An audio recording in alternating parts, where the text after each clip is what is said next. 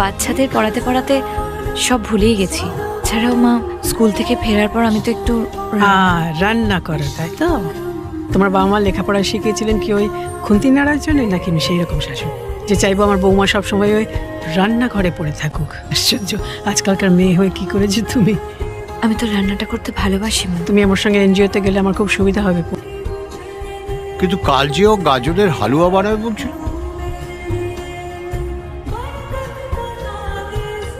আগে একবার ফোন করেছিলাম, ধরলি না কেন? খাচ্ছিলাম। গলাটা কেন এরকম শোনাচ্ছে? কিছু না। বল না। শাশুড়ি মা বললেন কালকে স্কুলের পর ওনার সাথে এনজিও যেতে হবে। সে তো খুব ভালো কথা রে। আমি তো শুনি শাশুড়িরা বাড়ির বাইরেই বেরোতে দেয় না, তোর ঠাম্মাও তো তাই ছিল। আর সেখানে উনি তোকে এত সাপোর্ট করছেন। সবার ইচ্ছে আলাদা হয় মা। আমি সারা জীবন বাড়িতে থাকতেই ভালোবেসেছি। নিজের কেরিয়ারের কথাও তো ভাবতে হবে। তাহলে ক্যারিয়ারটা নিজের ইচ্ছে মতো হতে হয়।